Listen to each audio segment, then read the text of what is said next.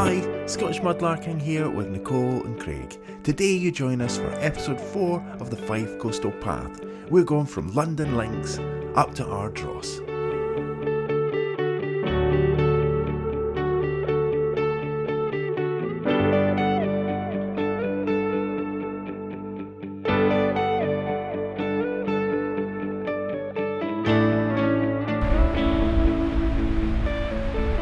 Keep seeing these little bits of shell and I keep thinking they're blue glass, but no, but I have just spotted the bottom of a really nice, what was that, would you call that sea foam? Yeah, it looks really nice. Nice sea foam bit here, quite big, chunky. It's got a nice corner on it, like a small bottle. I'll let Nicole show us this. That's really nicely frosted. You can see the sea marks. If you're not sure what a sea mark is, it's marks that are left by rocks when the sea glass gets tumbled around in the sea and it leaves marks, so you get sea marks.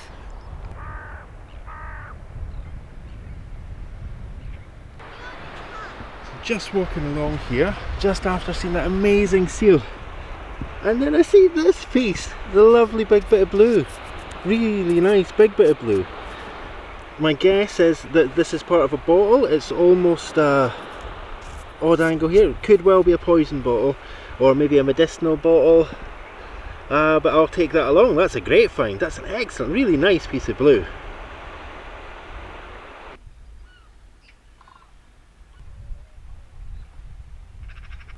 Just incredibly nice rock formations up here. The other thing that's really noteworthy here is the amount of shells. The amount of shells that have just been getting washed up and trapped in amongst these rocks here.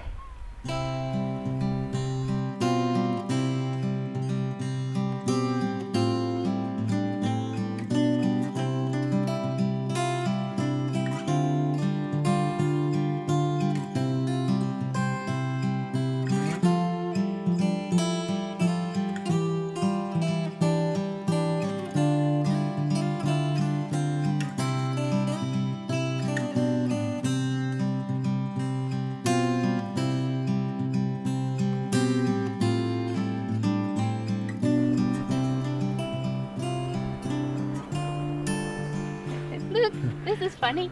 So Nicole's just seen a piece of pottery. I'm going to grab a piece, so sorry if the camera ducks down, but I think that's a piece of pottery as well. Oh, you're going to like this. Yeah, is there something in it? Yeah, oh there is, yeah. I want to see it. Nicole wants to see this, but I'm showing you it first. It's going to be a big surprise for Nicole. Well, that's really cool actually. That looks like an evil face.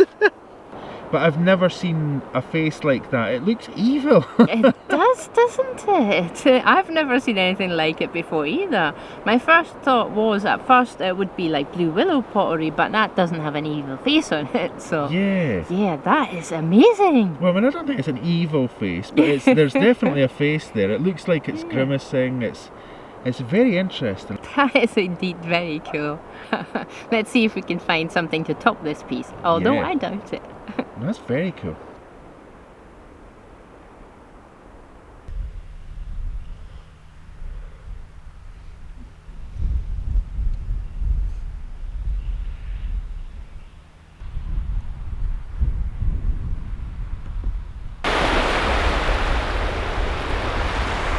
So we found the biggest piece of beach plastic that we've yet found. Nicole's determined to take it home. I know people would like boys. I think we'll put it up to the top though. Okay. So that somebody can take it. Well, it'll stop it floating back out to sea as well, which is a good thing. Yeah, because it's no longer attached to it. Yeah.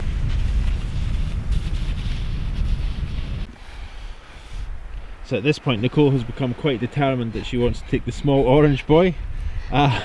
Sadly, it's attached to the big pink boy. Right, that's us. I think we're going to get off the beach now. It's getting on.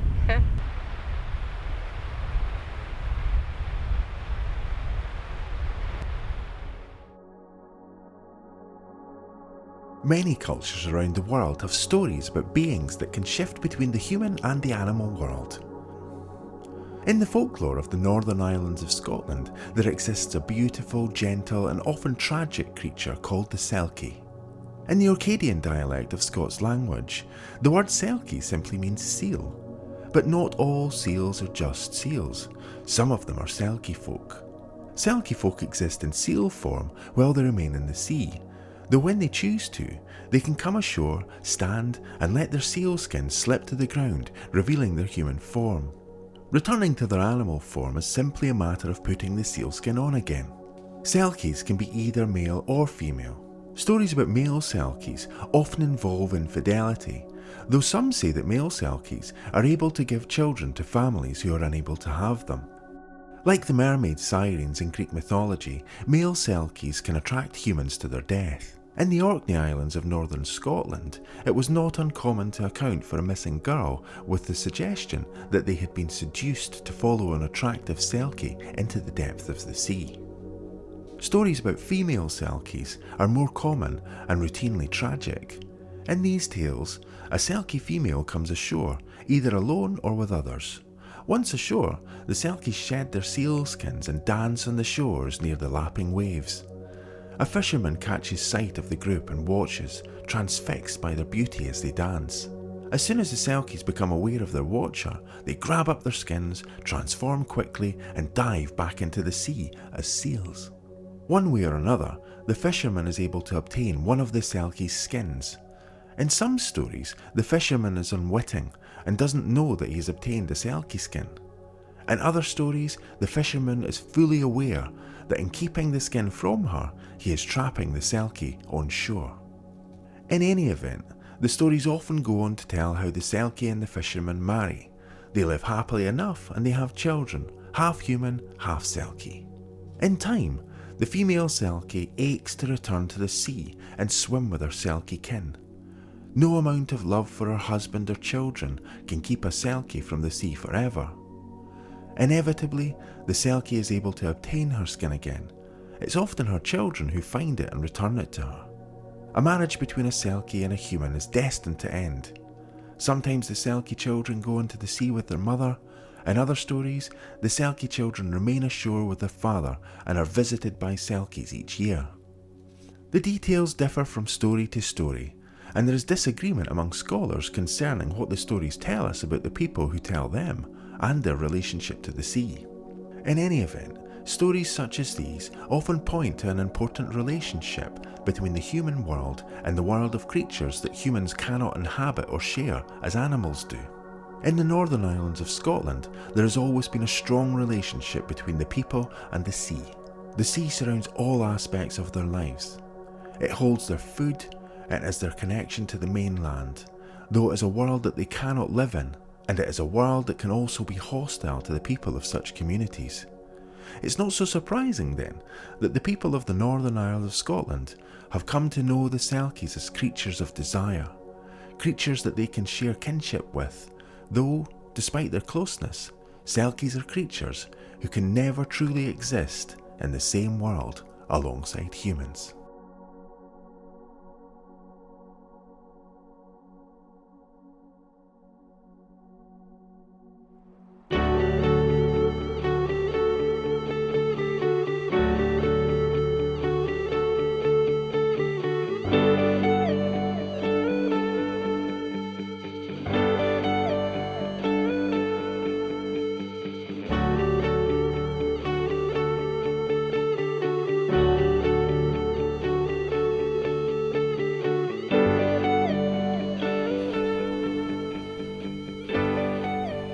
So what did you find there? Well, it looks like I found 3 pieces of a Victorian jam jar or dripping jar.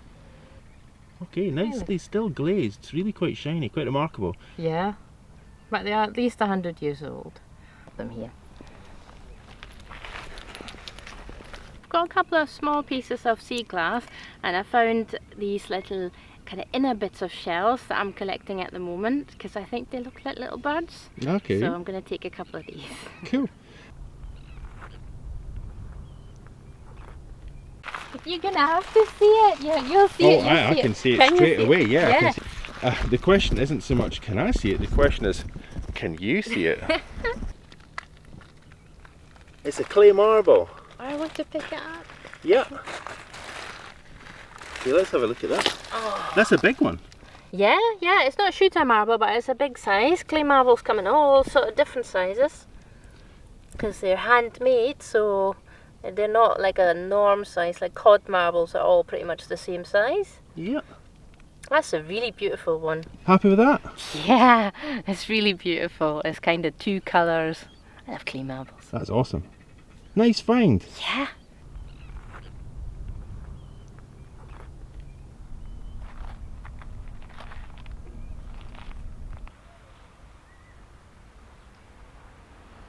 Yeah, it's Okay. just that bit there.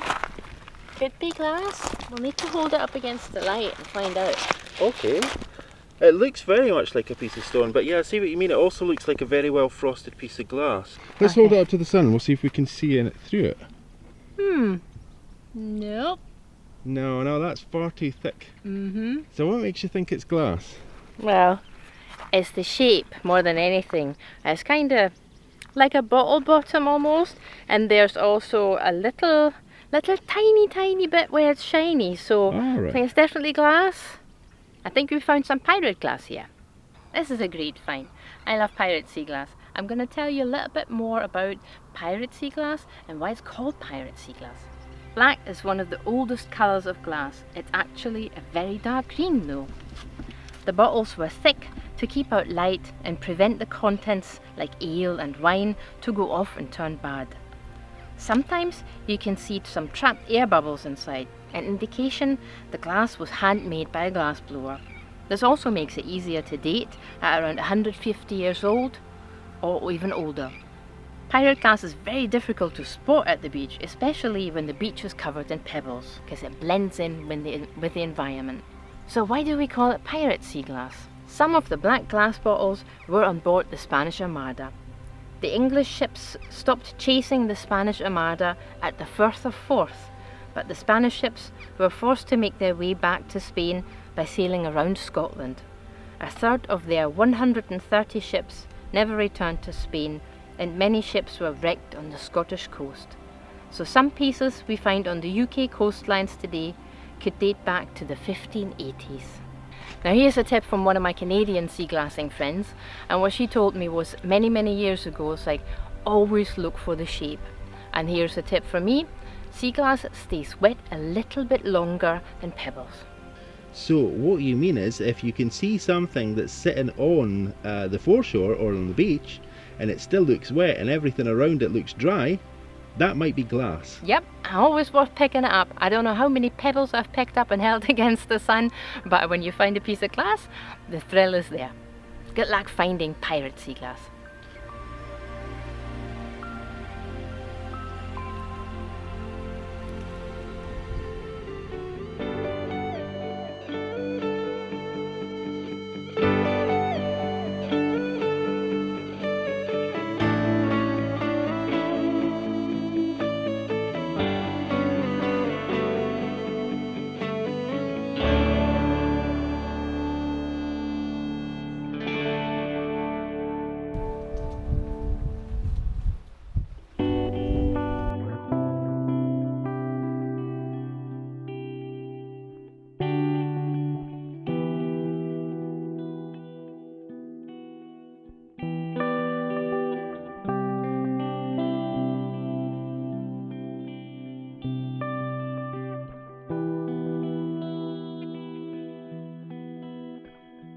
It's right here, tiny piece here.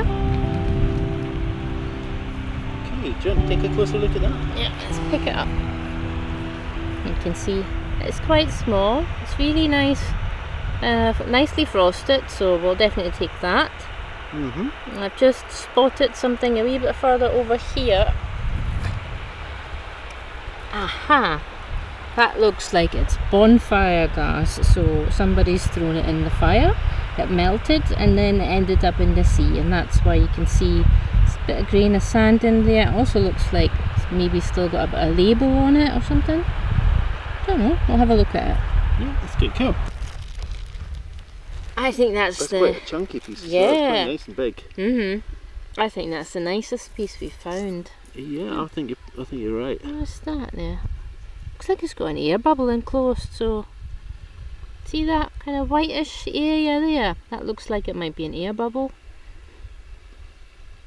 So that's a really nice piece.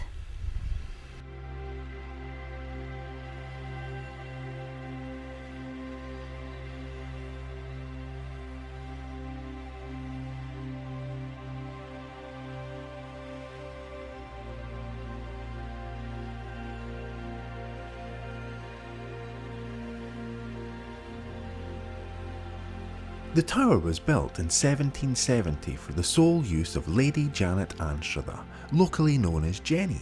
Jenny is said to have enjoyed bathing in the sea here at Ruby Bay, and the tower was constructed to provide her with a comfortable place to rest and warm up.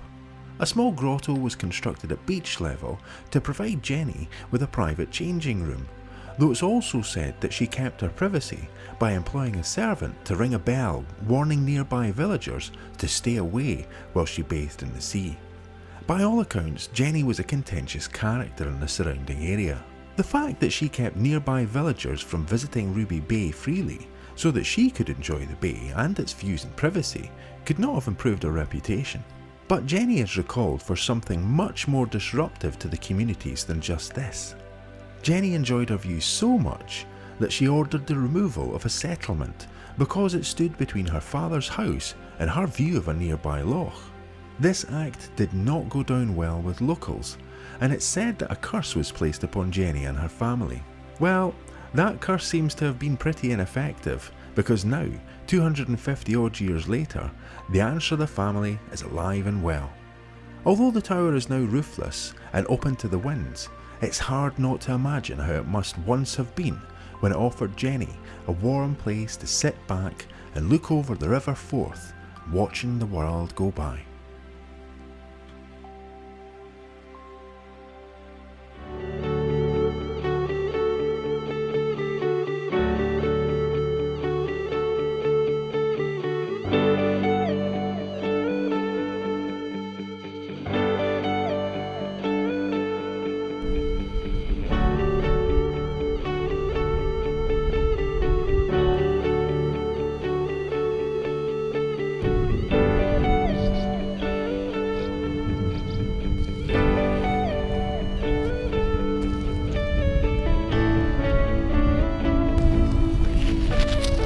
That one's very cool.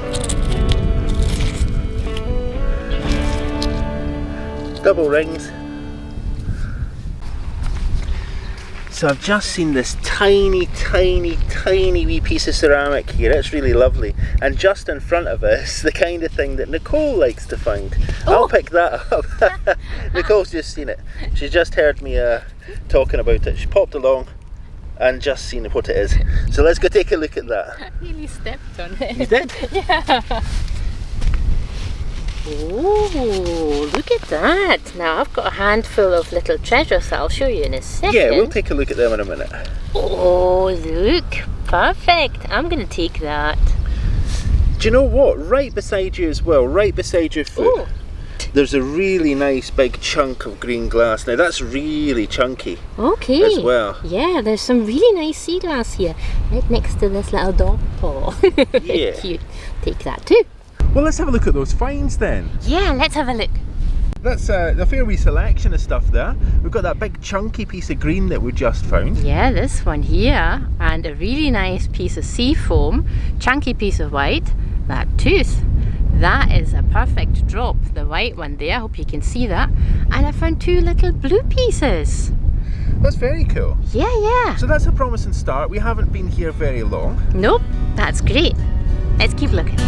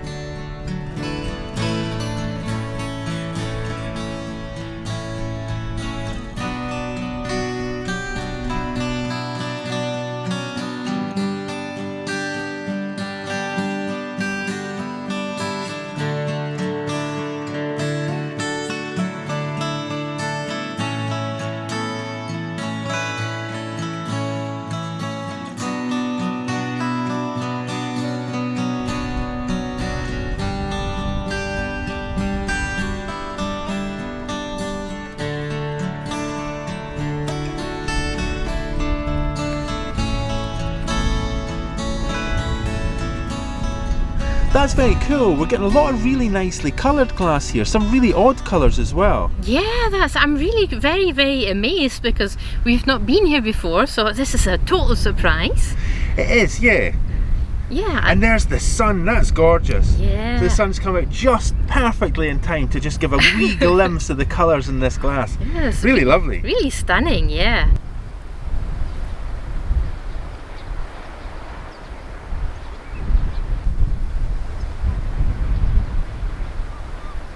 We got some nice sea glass in there and some nice shells. Yeah, I'm absolutely loving the shells. They look like power shells. Yeah, they're really nice and silvered, those ones, aren't they? Yeah, they've got a blue tinge, just like Abaddon. A bit windy though.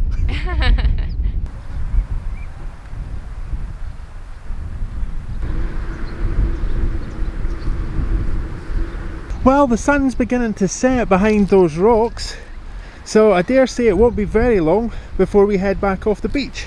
Yeah. But when we were up there on top of those, Nicole mentioned that she had a couple of special pieces that she wanted me to have a look at. So let's have a wee peek at them. I had them in my pocket because they're special. So let's look at them. They're really nice, dark blue, cobalt, so well frosted as well. Yeah, that's really amazing. Sometimes blue is really kind of fragile and has shiny edges. These two pieces are perfect. Yeah, they're very nice. You have to excuse the wind. Let's see if we can maybe turn around just a wee bit, get a little bit of light on those.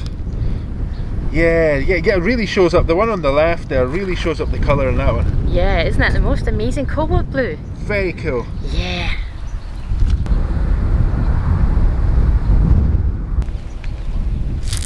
Oh, you blue nugget! That is a lovely drop-shaped piece of sea glass, sea foam colour, the perfect mermaid's tear.